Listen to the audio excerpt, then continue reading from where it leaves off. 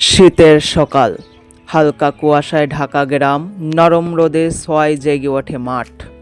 চারপাশে নিস্তব্ধতা, আর সেই নিস্তব্ধতার মাঝেই শোনা যায় কৃষকের কর্মব্যস্ত পায়ের শব্দ। এটি চকরিপুর গ্রাম, মাটির গন্ধে ভরা এক শান্ত জনপদ, যেখানে শীত এলেও কাজ থেমে থাকে না এক মুহূর্তের জন্যও।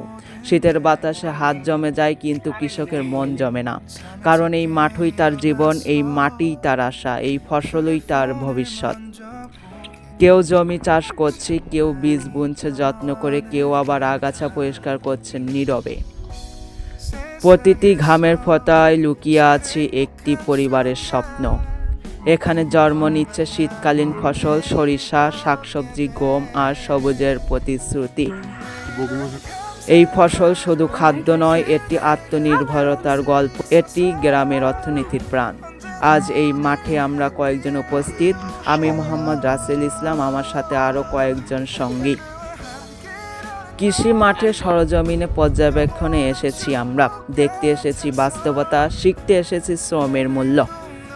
ক্যামেরার ফ্রেমে ধরা পড়ছে কঠোর পরিশ্রমের নীরব দৃশ্য, যা প্রতিদিন আমরা উপেক্ষা করি।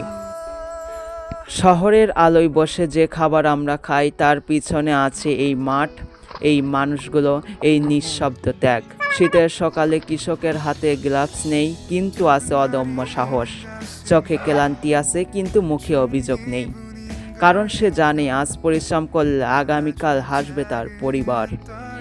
এই মাঠ আমাদের শেখায় পরিশ্রম কখনো ছোট নয়, মাটি কখনো অবহেলা করার নয়। কৃষক বাঁচলে দেশ বাঁচে, কৃষি বাঁচলে ভবিষ্যৎ বাঁচে।